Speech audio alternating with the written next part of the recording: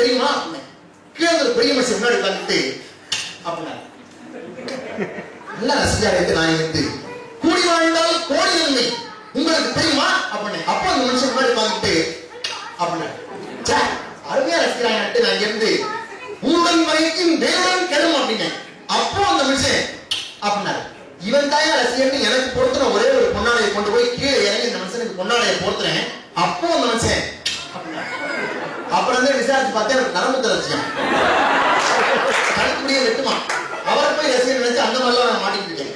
ஆனா நீங்க எல்லாம் அழகா ரசிக்கிறீங்க, சந்தோஷமா சிரிக்கிறீங்க. இந்த சிரிப்புக்கு என்ன மகத்துவம்னா நான் மேடையில பேசும்போது நான் எப்படி எங்களுடைய கொள்கை எப்படின்னு கேட்டீங்கன்னா முதல் விஷயம் என்னுடைய கொள்கை பொதுவாக அமங்கலமா பேசக்கூடாது. யாரும் அமங்கலமான வார்த்தைகளை மேடையில் பேசக்கூடாது, அமங்கல சொற்களை பயன்படுத்தக்கூடாது. பொதுவா கூடக்கூடிய இடத்துல ஒண்ணு. ரெண்டாவது விஷயம் ஆபாசமே இருக்கக்கூடாது பேச்சுல. குடும்ப விழா இல்லையா, எந்த விழாவா இருந்தாலும் சரி ஆபாசமான விஷயங்களே அதை கலக்கக்கூடாது. ரெண்டு. மூணாவது விஷயம் யாரு மனதும் புண்படக்கூடாது. அதுதான் நகைச்சுவையினுடைய உச்சபட்சமான வெற்றி. யாரு மனசும் புண்படக்கூடாது. ஏன்னா யாரு மனதும் புண்பட்டா அது நகைச்சுவை இல்லை, அது பகைச்சுவை. நகைச்சுவை இல்லை, அது பகைச்சுவை. அதனால புண்படாத வண்ணம் பேசணும். அதனால நீங்க எல்லாம் நல்லா கேட்டு ரசிக்கலாம், சிரிக்கலாம். எதுக்காகனா நகரத்தார் சமூகத்துல வந்து நம்ம பேசுறோம்னா இவங்க நம்ம சமூகத்துக்குள்ளே நகைச்சுவை நிறைய இருக்கு. நம்ம ஒன்றும் வெளியில தனியா போக வேண்டியது இல்லை. நம்ம சமூகத்துல எவ்வளவு வார்த்தை எங்களுக்கு தெரியுமா, அவ்வளவு அழகான விஷயங்கள் இருக்கு. ஒன்னே ஒன்று சொல்றேன், நம்ம ஆட்சியை பேசுற வார்த்தையிலேயே அவ்வளவு நகைச்சுவை. அன்னைக்கு பார்த்தேன், ரெண்டு ஆட்சி கல்யாணம் பேசுறாங்க. ஒரு பொண்ணுக்கு ஒரு பையன், பொண்ணு வீட்டுக்கு ஒரு ஆட்சி பேசினாங்க, மாப்பிள்ளை வீட்டுக்கு ஒரு ஆட்சி. அப்ப இந்த பொண்ணு வீட்டுக்கார ஆட்சி கேட்டாங்க, பையன் எப்படி பொண்ணு எப்படின்னு. பொண்ணு வீட்டுக்கார ஆட்சிட்ட பையன் வீட்டுக்கார ஆட்சி கேட்டாங்க, பொண்ணு எப்படி இருக்கும் இதான் கேள்வி. அந்த ஆட்சி பொண்ணு உள்ளது போல இருக்கும். இந்த உள்ளது போலங்கிற வார்த்தை இருக்கு பாருங்க, அது என்ன அர்த்தம்னா, அதுக்கு என்ன அர்த்தம்னா நிறைய பேர் தெரியும் நினைக்கிறேன். நாளைக்கு யாராவது கவிதை வச்சும் போது பெண் இருந்தாலும் சொல்லிவிடுங்க சொன்னீங்க பாருங்க சொன்னாரு. நாளைக்கு யாராவது ராமநாதன் பத்தி சொல்லும் போது உள்ளது போல இருக்காரு அப்படின்னு சொல்லிடாரு. அப்புறம் அப்படி சொன்னா அங்க இருந்து நான் சொல்றேன் இருக்கிறது தானே சொல்லுவான் அப்படின்னு. இருந்தாலும் சரி அவன் கொஞ்சம் பார்க்கின்னு சொல்லுங்க, அதனால தப்பு இல்லை. எதுக்கு சொல்றேன்னா அது உள்ளது போலன்னா என்ன அர்த்தம்னா ரொம்ப பேருக்கு இந்த ஊரை தாண்டினாலும் தெரியல. உள்ளது போலன்னா மூக்கு எங்க இருக்கோ அங்க இருக்கும், நாக்கு எங்க இருக்கோ அங்க இருக்கும். எப்படி இருக்கு இருக்கும், அவ்வளவுதான். உள்ளது போல அப்படின்னு அர்த்தம். உடனே திரும்பிட்டு இந்த ஆட்சி கேட்டாங்க, பையன் எப்படி இருக்கான் இந்த கேள்வி. அதுக்கு அந்த ஆட்சி பையன் சேர்ந்தாப்புல இருப்பேன். எனக்கு அந்த பையன் தெரியும், அவன் மாப்பிள்ள பையன். அவன் வருஷத்துக்கு 7 மணி மாறி அவனா சேர்ந்தாப்புல இருப்பேன். அவன் ஆள் கொஞ்சம் சேர்ந்தாப்புல இருப்பான். அதை அந்த வார்த்தை அது வந்து குண்டா இருக்கான்னு சொல்லப்படாதான், பொண்ணு கொஞ்சம் சுமாரா இருக்குன்னு சொல்லலாம். உள்ளது போல சேர்ந்தாப்புல என்ன வாசனைகள். இதை தாண்டி இன்னொரு வாசனை ரொம்ப பிடிக்கும்.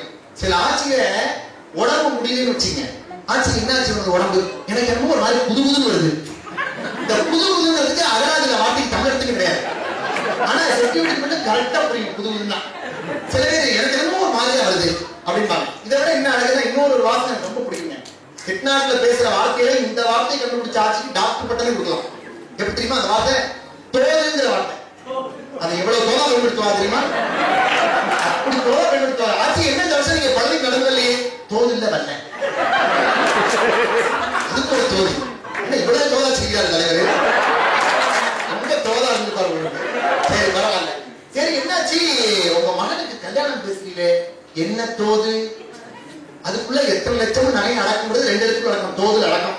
தோதுங்கிற வார்த்தைக்குள்ள அத்தனை லட்சமும் நகையும் அடக்கம். இந்த ஒரு சொல்ற என்ன தோது அப்படின்னா எத்தனை லட்சம் கேட்பீங்க, நீங்க எவ்வளவு நகை கேட்பீங்கன்னு அர்த்தம். என்ன தோதுன்னா என்ன இந்த வருஷம் உங்க மகன் படப்பு இல்லையே தோதுல வரல அப்படி பல விதமான அர்த்தங்கள்.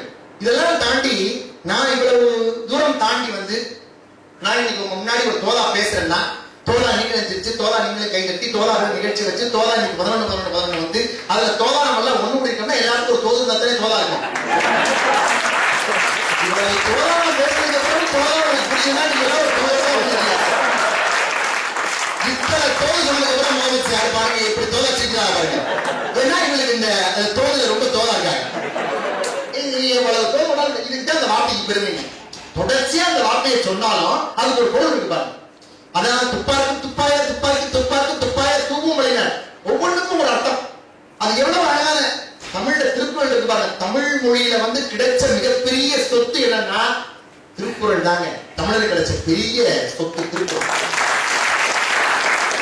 ஏன் சொல்றேன்னா சொல்றேன். இப்ப அந்த ஒரு குரலுக்கு பெருமை. நீங்க எல்லாம் வந்து இங்க வந்து உட்கார்ந்துருக்கீங்கன்னா என்ன காரணம்? இங்க வந்து நீங்க இந்த துபாயில வந்து உட்கார்ந்துருக்கீங்கன்னா என்ன காரணம்? நீங்கள் கற்றிருக்கிற நல்ல கல்விதான் உங்களை இந்த இடத்துக்கு கொண்டு வந்தாங்க. சுய அறிவும் கல்வியும் தான் உங்களை கொண்டு வந்து உட்கார்ந்து. அதனால வள்ளுவர் சொல்வார் 1330 குறள்ல இந்த குறளுக்கு ஒரு பெருமை உண்டு. என்ன குறள்னு நான் முதல் சீரை சொல்றேன். முடிஞ்சா பின்னாடி இருக்கிற 6 சீரை சொல்ல முயற்சி பண்ணுங்க. தெரியும் எல்லாருக்குமே. சொல்லவா? ஏன் முறைக்கலையே? பின்னாடி சொல்றதுல அந்த முதல் சீரை நாங்க மத்த எல்லாத்தையும் நீங்க தான் சொல்லுவாங்க. டவுட்டா இருக்கு. பரவாயில்ல. என்ன முதல் சீரை என்னன்னா கற்க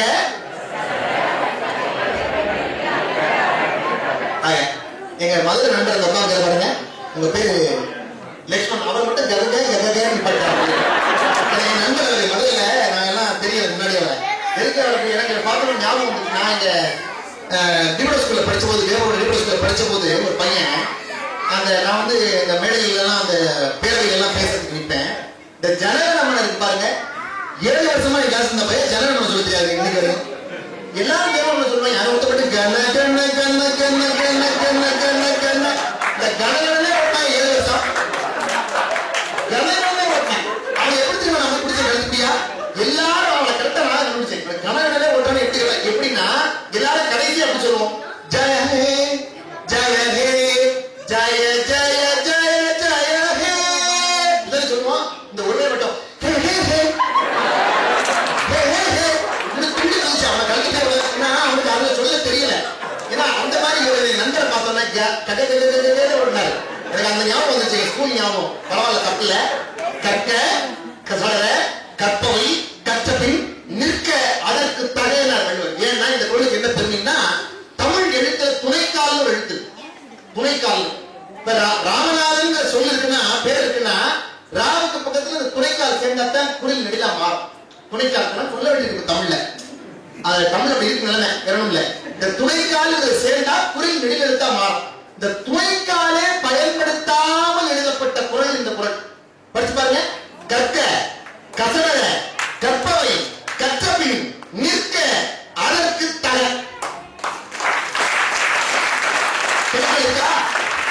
துணைக்கால் இல்ல. ஏன் தெரியுமா வள்ளுவர் இந்த குறளுக்கு துணைக்கால் எல்லாம் எழுதினாரு? ஏனென்றால் எவன் ஒருவன் தான் கற்கிற கல்வியை கசட தப்பில்லாம கற்கிறானோ அவன் வாழ்க்கையில் நிற்பதற்கு வேறு யாருடைய துணைக்காலும் தேவையில்லை. தன் சொந்தக்காலே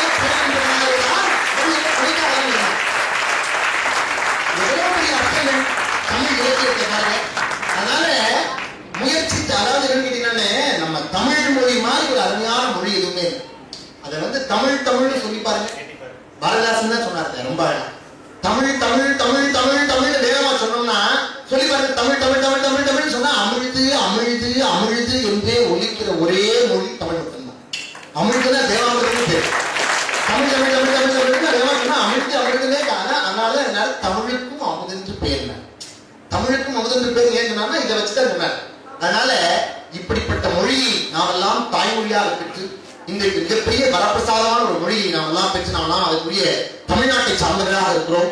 அந்த மொழி உணர்வோடு சேர்த்து நல்ல தமிழ் இன உணர்வோடும் சேர்த்து நாம் வாழ்கிற பகுதி நம்முடைய கலாச்சாரத்தை போற்றுகிற வண்ணத்திலே இன்றைக்கு எல்லோரும் ஒருங்கு கூடி இந்த நகரத்தார் மக்கள் இந்த இடத்துல ஒருங்கு கூடி இருக்கோம்னா நகரத்தார் சமூகத்துக்குன்னே எவ்வளவு பெரிய பெருமைகள் இருக்கு தெரியுமா? காலையில அண்ணன் கூட அழகப்பண்ண இந்த கவிதையை வாச்சாங்க. கண்ணதாசன் தான் எழுதினார். நகரத்தார் சமூகம் எப்படிப்பட்ட சமூகம்னு. சிறுமுடல்பட்டியிலே பிறந்து சிகாகோவிலே போய் சங்கமித்த ஜீவ நதி கவியரசு கண்ணதாசன் நம்ம நகரத்தார் சமூகத்தில் பிறந்தவர். எழுதினாரு. ஆந்திர தமிழர் அருங்குணத்திலே பிறந்து தோன்றும் திசையெங்கும் தொழில் புரிந்த காலம் முதல் ஈன்ற மனையரசு இல்லத்தாள் பெற்ற பிள்ளை யாம் மறந்து அயலத்தே தமிழ் வளர்த்தோம். வண்ணக்கலை வளர்த்தோம். வண்ணக்கலை வளர்த்தோம். வரலாறே நாம் சமைத்தோம்.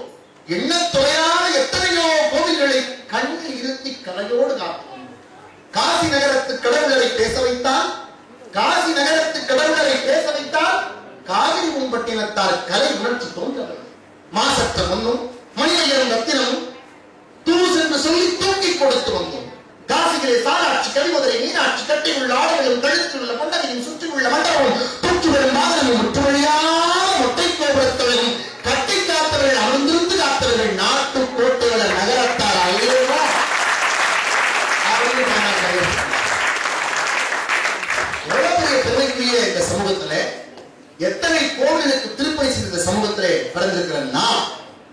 பாருங்க. காஞ்சி பெரியவர், நான் சொல்றது இப்ப இருக்கவில்லை, மகாது உடனே சிரிச்சாரு. அவருடைய பேரையும் சொல்லிடுறேன். ஏன்னா காஞ்சி பெரியவர்னா இப்ப இருக்கிறதுல அவர் தான் பெரியவர். முன்னாடி இருந்த பெரியவர் யாருன்னா சந்திரசேகரேந்திர சரஸ்வதி சுவாமிகள். முன்னாடி இருந்த பெரியவர் காஞ்சி காமகோடி பீடாதிபதி.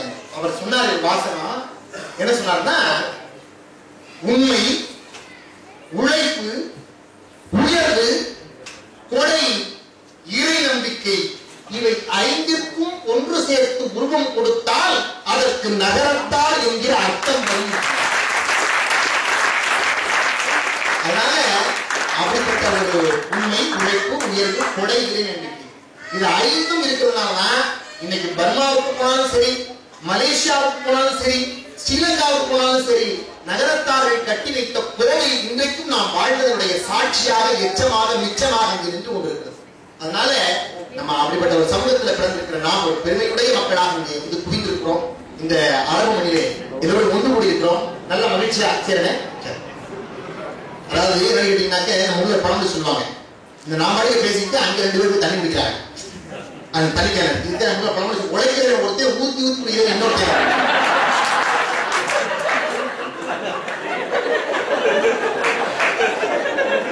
நல்லா குடிக்கணுமே. தண்ணியை தான் இருக்கீங்க. என்ன கேட்டீங்கன்னாக்க நல்லா தப்பு. என்ன கேட்டீங்கன்னா நல்ல ஒரு வரவேற்பு வந்தோடனே நம்ம அண்ணன் ராஜவரன் பாருங்க. நான் வந்து கை கழுவிட்டு தொடங்கலான்னு கட்சி பத்தேன். அதுக்கு ஒரு டிஷ்யூ பணம் கொடுத்தாரு. அண்ணன் யாருன்னு தெரியலையே. அண்ணே நீங்க தானே? ஆமா அண்ணன் தான். சாத்தப்பண்ணா சாத்தப்பன் பேருடைய அர்த்தம் ஒரு மனைவியை பார்த்தவருக்கு தெரிகிறது. சாத்தப்பன் நல்லா. ஆனா சாத்து அப்படின்னா தமிழ்ல என்ன அர்த்தம்னா வணிக கூட்டம்னு பேரு. சாத்து அப்படின்னா அதனாலதான் வணிக கூட்டத்தினுடைய பேரு சாத்து, எட்டி இதெல்லாம் பேரு. எட்டிங்கிறது செட்டியா மாறுச்சுன்னு சொல்லி கூட சொல்லுவாங்க. அதனால சாத்துங்கிறது வணிக கூட்டத்துக்கு பேரு. அதனாலதான் சாத்தப்பன் அப்படிங்கிற பேரோட தொடர்ச்சி நம்ம இருக்குன்னு சொல்லி ஒரு வரலாற்று செய்தி ஒன்று உண்டு. அதனால நீங்க எல்லாம் வந்து அழகா கேட்குறீங்க. எதுக்கு இதை சொல்றேன் அப்படின்னா, நகரத்தாருடைய பெருமையை எதற்கு இதற்கு முன்னால் ஒரு இடத்துல சொன்னேன்னு சொன்னா, நான் ஒவ்வொரு இடத்துலையும் பேசும்போது சொல்றது உண்டு. நகரத்தார் சமூகத்துல இத்தனை கோடிகளை அங்கெல்லாம் கட்டி வச்சிருந்தாங்க முன்னோர்கள். அவங்க வாங்கின சம்பளம் எவ்வளவு? 13 ரூபா அன்னைக்கு, 10 ரூபா. இதுல மகமையும் ஒரு காசு எடுத்து வச்சாங்க. மகன்மையும் பேரு. அந்த காசு எடுத்து வச்சு அதுல வந்த ரூபாயில கோயிலுக்கு திருப்பணி, நகர விடுதி, சத்திரம் இதெல்லாம் கட்டினாங்க. இதெல்லாம் கட்டி வச்சிருக்கிறது இதுதான் இன்னைக்கு நம்ம கூட இங்க தங்குறோம். அவ்வளவு வசதியா நமக்கு இருக்கு. இதை பார்த்து ஒரு சித்தியார்கிட்ட கேட்டாரு, சிங்கப்பூர்ல 2000 ஆண்டு டேங்க் கோவிலுக்கு போயிருந்த போது கேட்டாரு, தம்பி நீங்க நல்லா பேசுறீங்க, இந்த செய்தியை எங்க வேணாலும் சொல்லுங்க. ரொம்ப சந்தோஷமா சொன்ன செய்தி சொன்னாரு என்கிட்ட. அதாவது அன்றைக்கு நாங்கள் 10 ரூபாய் 13 ரூபாய் சம்பளத்துல சிங்கப்பூர்ல வெளிநாட்டுல வந்து கோயிலை கட்டணும், வெளிநாட்டுல வந்து வெளியே கட்டணும், வெளிநாட்டுக்குள்ள நினைக்க முடியாத விஷயத்தை நாங்க பண்ணோம். ஆனா நாங்க போக முடியாத ஊருக்கெல்லாம், நாங்க எட்ட முடியாத தூரத்தெல்லாம் இன்று